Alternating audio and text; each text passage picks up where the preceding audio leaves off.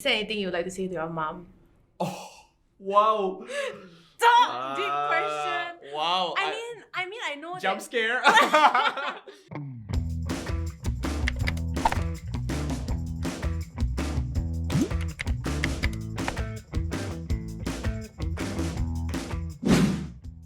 Hi guys, welcome to today's episode of Ask ZULA, and today's guest is John. Hello. John. That's And me. yes, that is him. The reason why we have John here on today's episode is actually because he mentioned in a couple of Trick Chats videos or other videos like Yes. on PSL as well, right? Yes. That he kind of has a very strained relationship with his Yes. family. Today's gonna be a more in-depth version of your whole family, your dynamics growing up, and how it's been for you lah. Okay? Yeah. Okay, are you ready to Yeah, dive I am. right into and it? I'm ready to spill some family beans. But in the meantime, any of my family members watching, I'm sorry, okay, but like I won't name you all. But if you all know, you all. If I won't name you, but then you can just Google search your family or your relatives will all know anyway. Okay, But it's fine. For the sake of this video, maybe we can start off by talking about what is the current dynamic you have with your family and the relationships that you guys have now. Sorry, Jamie's fur is okay. flying everywhere. There's a random cat fur right in front of my Yes. head. Okay, but anyway, I feel that right now our family dynamic is slightly getting better than what I was used to when I was younger, but still very strained in the sense that we don't really communicate at home. Okay. And I think this is as a result of the way that we were sort of like brought up. And for myself personally at home, I find myself being like defensive and then like holding up myself and like hiding in my room, closing my door and making sure like I preserve my own safe space and that kind of thing, which is very different from my day-to-day life. Yeah. I'm very similar to my personality on video, right? I agree. But when I'm at home, right, I really like full 180 and then I'll just be like quiet. I like try to avoid people as much as possible, even though like interacting with people is something that I like to do lah. What is actually the cause of that? Like, why did Yeah. you end up becoming this way? Being at home. I and think stuff? I think the cause is multifold lah. So the first reason is that my mom is a tiger mom. Okay. Right, I don't want to say I don't want to say that all my problems are my mom's fault, but like a lot of this kind of conflict begins with her. Okay. Right, even when she has said something that is factually wrong, and then you try to correct her, she will use the opportunity to fight with you in terms of your attitude or whatever, which runs counter to her belief lah. Okay. Yeah, and that has made us like sort of like be very cautious at home. And like I think there are multiple examples of this. One of it was like I was doing the live swap with the migrant worker one. Oh yes. And when I reached home, right, having showered and everything already, then my mom stopped me at the door and said like, stop, you cannot come in. Yeah, then I'm like, I understandably I get that she's worried that I might be dirty or whatever, right? From doing whatever gardening work on it. Yeah, I was like, I showered already. I just need to wash my clothes. Let me rest. It's been a long day. It's been a long week for that matter, right? Coming on the weekend. And then she was like, no, my washing machine is for clean clothes only. So like, it's very, I want to say very typical boomer Gen X Chinese parent with the concept that like migrant workers are like dirty with like very deep-seated racial tones, but like they don't realize it one. Yeah. Let's not go into that. Yeah, but like basically like after that, she don't let me into the house. Luckily there was someone during the weekend who was staying back in hall, right? Yeah. So I crashed in their hall room in NTU and I slept on the floor and used the NTU washing machines. But that's just the way she is, though. So like you cannot argue out your way out of this, even though emotionally the first thing you want to do is to defend yourself. Yeah. That has resulted in the sort of atmosphere at home where you feel like you're always wrong and that like she will have no problem with chasing you out of the house to be correct. So that's the relationship with your mom, right? Yeah. Then I mean your dad as well as your brother is at home. Yeah. So how is that dynamic with them? My dad is the like, I don't want to have any conflict, I want to avoid. And Right. so he is also not necessarily a pillar of support. If he gets involved with the conversation, right, he becomes dragged into it. Okay. Right, it will be seen as him taking sides. I see. Whenever we have conversations, right, we always feel like she don't necessarily want to have a conversation. She just wants to fight. Oh. Or like she just wants to find someone to like dump her troubles on, I and see. then like basically be the punching bag for her issues, right? I don't want to discount all the contribution that she has done in the house. She has done a lot for the family, all that kind of thing, and she's our mom, like we love her a lot. But the thing is, like, she's just extremely good at this kind of conversational bullying, right? And it becomes very, very tough to be in a household where you have to tiptoe around. Like it's very toxic because like there's a lot of love and concern, right? But it's not a very warm place to be in. I see. Yeah. I understand. Okay. Then how about your brother? We have adopted two very different strategies, I think, because of our personalities. My choice is to avoid. Leave the house as early as I can, come back as late as I can. But my brother does the exact opposite. So instead, he will try to stay at home, be the very focused, hardworking son, do all the things that my parents say so that they have nothing to say. I see. But as a result of that, like I feel that like he clams up a lot more at home. So when he's at home, right, he hardly talks to any one of us. When he talks to any one of us, he is always on a razor thin patience. Both of us also, we don't talk as a result of that because it feels that like we have nothing much to connect over. Yeah. Maybe we can delve into a bit of like your childhood. Yeah. You know, when you're growing up. This whole like act of like trying to be defensive at home. Yeah. When did it kind of start when you were younger?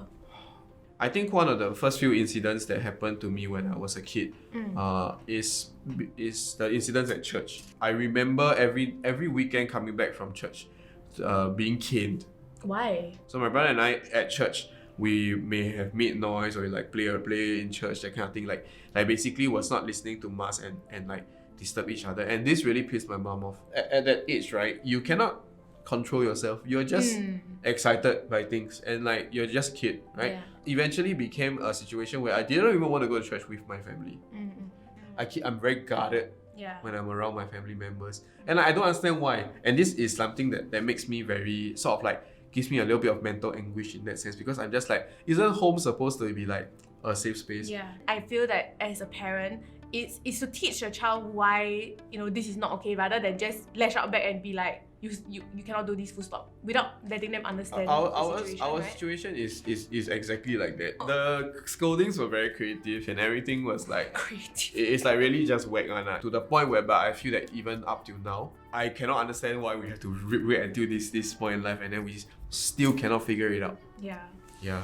I think maybe you can share a bit of like some other instances, you know, growing up that you know you have been lashed out against and like how did you react to that? Because I think that will help, you know, the audience kind of understand the situations that you have been through, and then maybe you can share a bit about how you coped with that also. Yeah, I think the first thing that I can say that came out from this entire situation when I was a kid, right, is that it taught me to be like a really chronic but good liar. Oh no, okay. Yeah, and like I think the first incident that I sort of like can remember that this was something that I applied as a strategy to get myself out of trouble. A kid being a kid, right? I saw the rain, I saw a puddle, I just put my bag down, I wanted to play in the rain. So I went out there and I was like, yeah, woo! Right? I clearly had a lot of fun when I was a kid. It's like, water! Right? Then after that, like, carry my bag and go home. But I was like drenched, right? I was like soaking, I was like dripping wet. So my mom was like, what about you? What are you doing, right? Yeah. Typical mother shit, right? So I was like, there was one part no shelter, so I had to run in the rain. Yeah. Clearly that was not convincing enough because like when you run in the rain, you don't get like 100% I was like, wear school uniform, jump into bathtub. Yeah. So like my mom clearly was not convinced, and I remember getting in trouble for that. But like that was sort of like how I developed the habit to either give half-fuck answers or to lie to my parents, like very subconsciously. Yeah. Which is something that I don't like because I feel that like as I grew up, right, integrity was something that like I held to pretty high standards. Yeah. And I hate that in my own home I cannot live up to that own standard. Understand. Yeah, because like that I always feel that like whenever I give an answer or whenever I get asked something, I'm either being questioned or if I give the wrong answer, there's hell to pay. Yeah. So like for example, like it has reached a point where even now in my life, people ask me, like my parents ask me, where are you going? Yeah. Right? I cannot.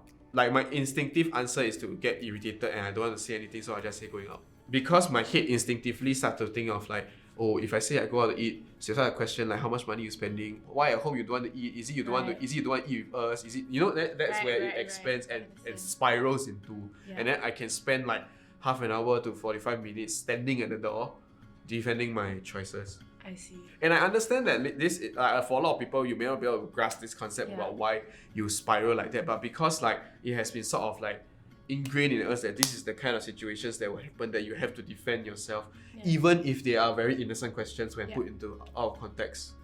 I think I kind of understand where you're coming from also, because if, let's say, I'm also in a position where if anything I say is going to be wrong, it's going to be questioned, it's going to be judged in that sense, right? Then I feel that I would rather say less so that I have less of a chance to face this criticism from someone. When I share some of these stories, sometimes some of the reactions that I may get is that like, oh, you know, that's like really petty. Why are you like feeling this way? Okay. Yeah, it is because if you take things out of context and you read it off a script, right? Yeah. These are very petty conversations correct. that I'm not willing to have. But it's not so simple, you see. Yeah. So a lot of these things are tied to my personality and a lot of like other it's like everything conflict adds points, up, right? other interactions that I've had that have left me with a terrible experience. Yes. And the thing about it is that these interactions have never stopped coming since I was a kid. Yeah. So much so that even like how is your day, right?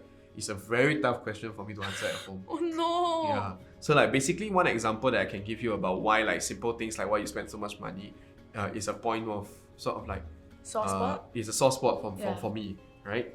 So when I was I think I was just ORD before going uni, right? So in my bank account, I think it was like let's just give it a token sum of like $2,000, right? Okay. Excuse me. So my mom topped up to $2,000. So it's like 1K plus and topped up to $2,000. Yeah. My mom was like, "You're always not careful with your money.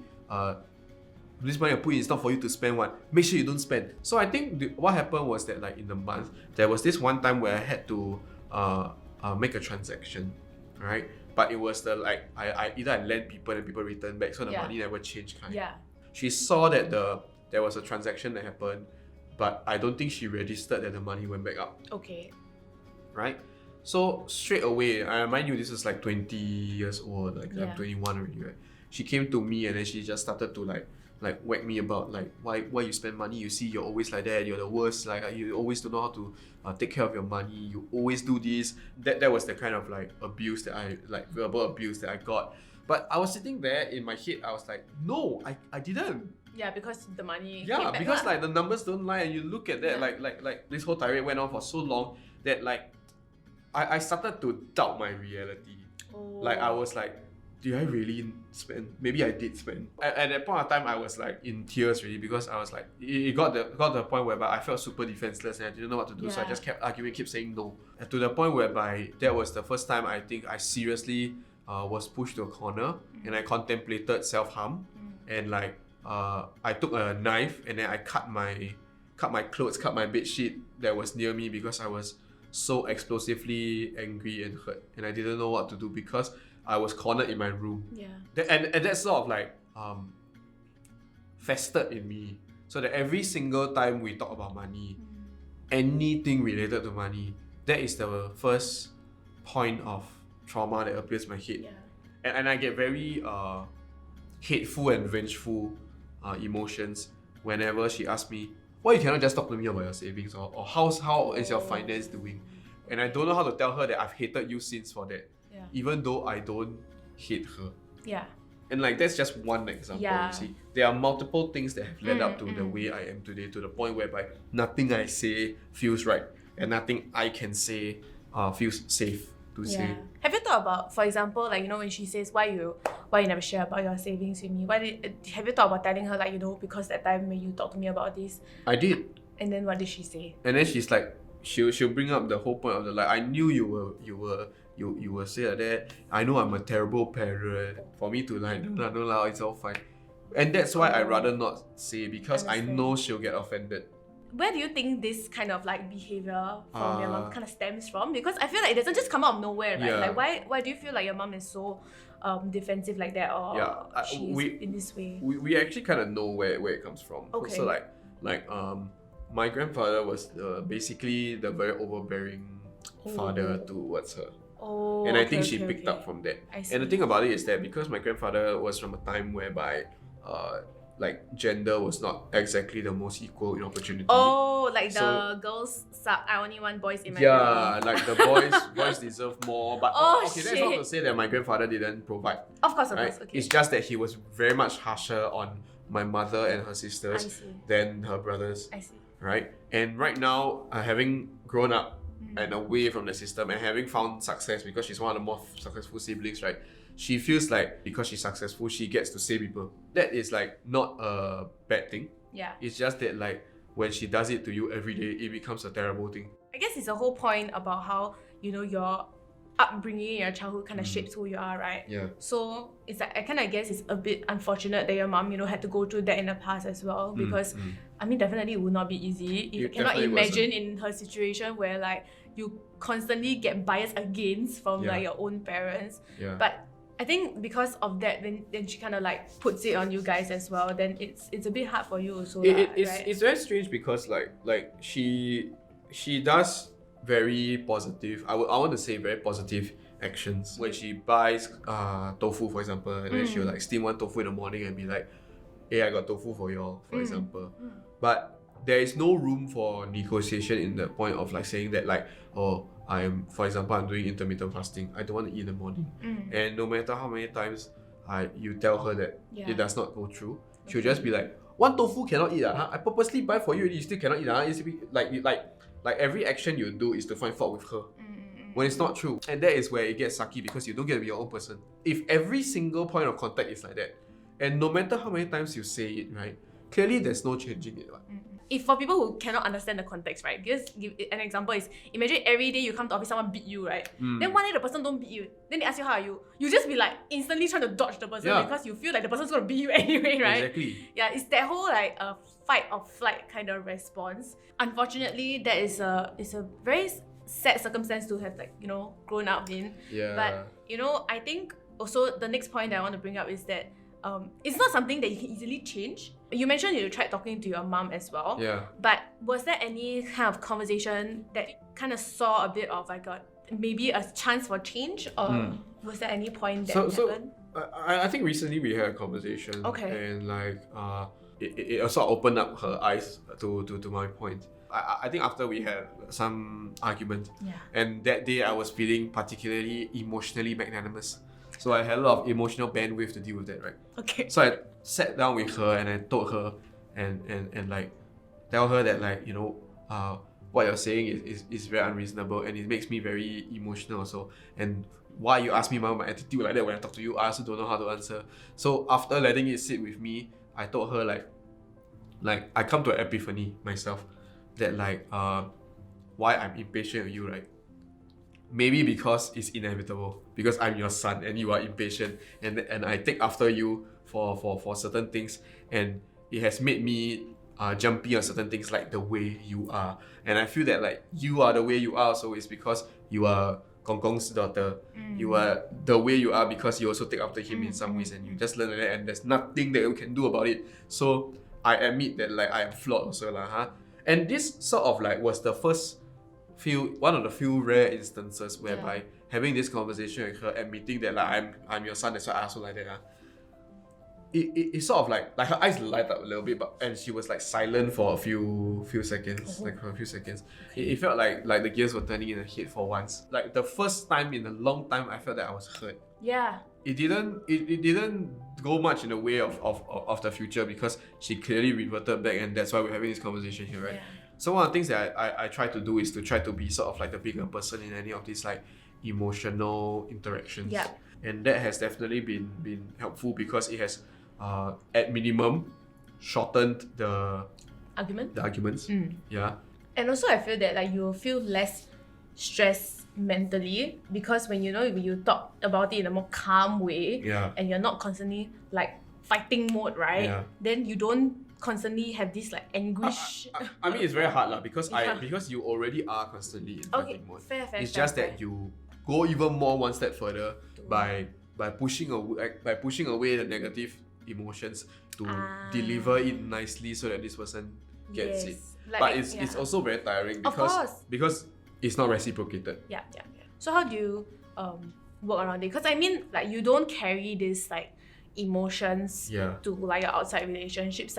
Is it because like all these like external relationships, like your relationship, like, you know, friendships around you have helped you, you know, in this sense? Friendships and my external relationships have been very helpful Yeah. in maintaining my sort of like identity and personality.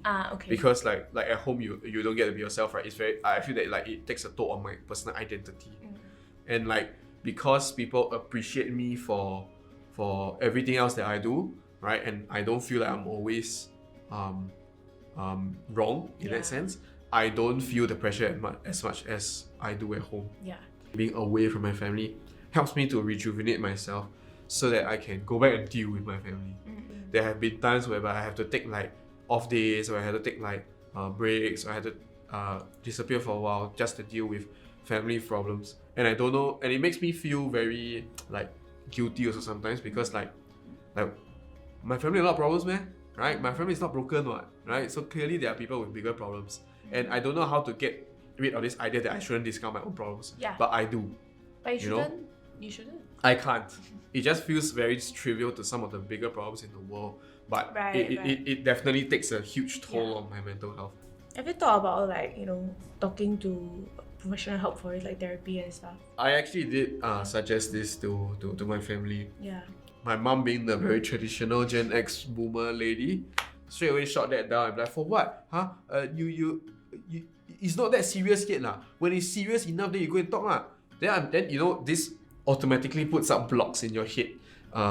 That like, okay, maybe it's not that serious enough. How about for yourself? Because, you know, like you say, your mental health is like has taken a toll, right? Yeah. Like how long? I mean, can you keep up with it or not? Like, because I feel it's like hard. it's hard. But I think that eventually I do want to speak to someone. But the thing is like what I mentioned earlier, it does set up these hurdles for me, where I feel that like maybe it's not serious enough. So like I'm here to tell you that your problems are not a mountain out of a molehill, okay? And I think that you know, objectively speaking, from like an external point of view, right? That I think if other people, for example, are in a situation and I'm giving some advice to people like that, definitely I would say, please talk to someone. Remember what I said to you yesterday? Yesterday I was talking to him, right? And I told him like, my mom gave me very good advice. Don't put yourself in situations where you think you can handle it when you actually can't. Solid advice that you should own self take also. Yeah. Because I think sometimes you also don't want it to reach a stage where it's like too late and then you can't figure it out. But obviously that's up to you. In that case also, right, like do you feel that you ever want to move out from home because of, you know, like any future plans going in this direction? Because if let's say this space is not a healthy space for you, what do you think you want to do? Yeah, I mean this is a conversation that I have constantly with myself and with my family and with my partner. The biggest deterrent to that fact is that like it doesn't make any financial sense. Like if I can have a private space in my own home, completely closed off and safe, why shouldn't I exploit that? So right now my private space is like sort of like my room. And like it used to not be so private because last time I cannot close my door, I cannot like lock my door, that kind of thing, right? But now, after many conflicts and altercations, my parents have come to respect the door closed thing, right? And it is sort of really my quiet space. Like I'll close the door, close the curtain, switch on some music, and really just keep that chamber quiet for myself. And that is my living space. That is the only reason why I have moved out. Financially, it does not make any sense. So how is it like, you know, working from home then?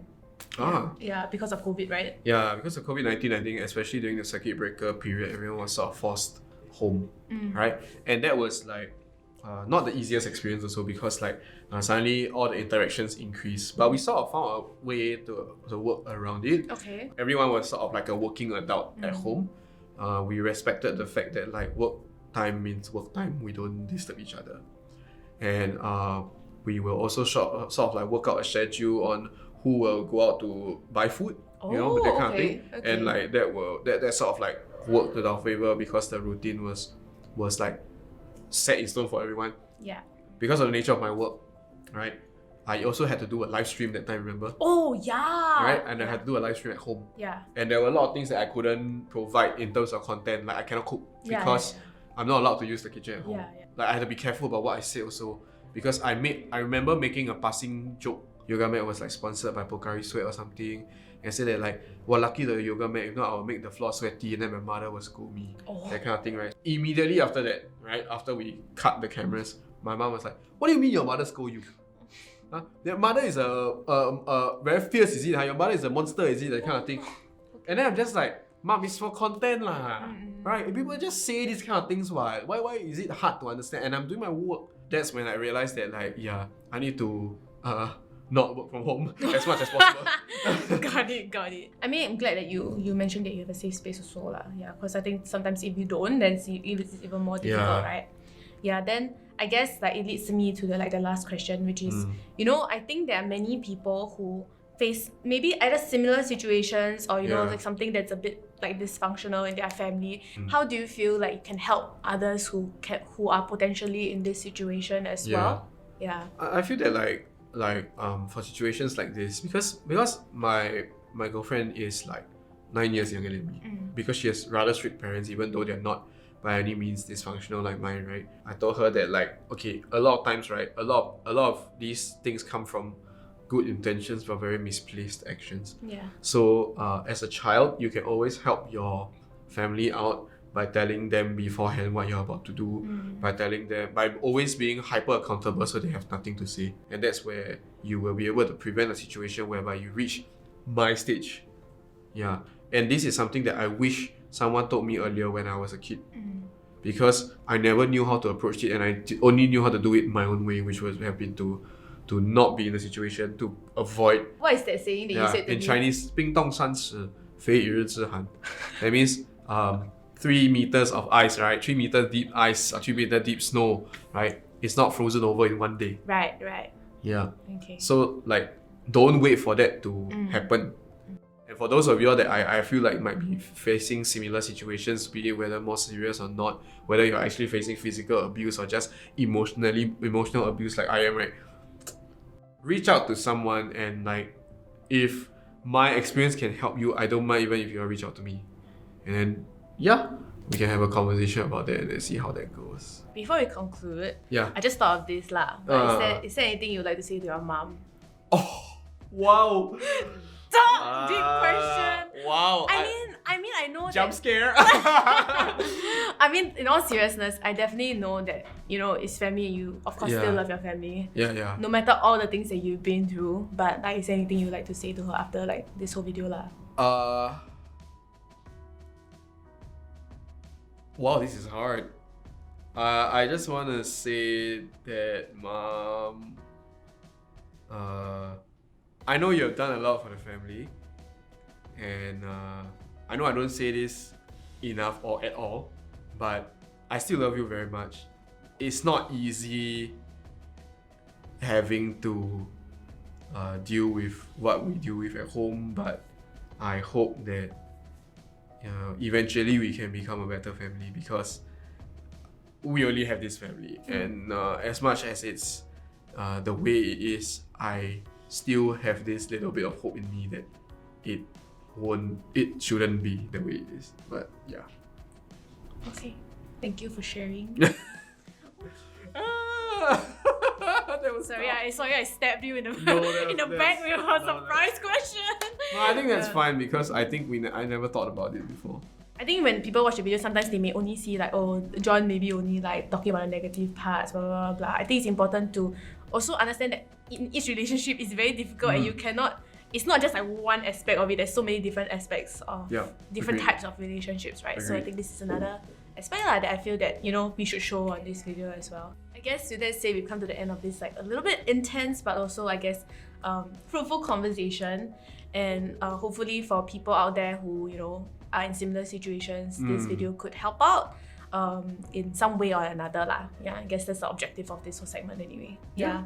But in the meantime, you can let us know who else you would like us to interview on this segment of Ask ZULA. You can leave it in the comments down below, or share with us your own personal experiences. I think we would love to read that, and hopefully, the comment section is also like a safe space, like no toxicity up in this alley. All right. Yes. Please remember to like, share, and subscribe, and see you on the next episode. Bye-bye. Bye.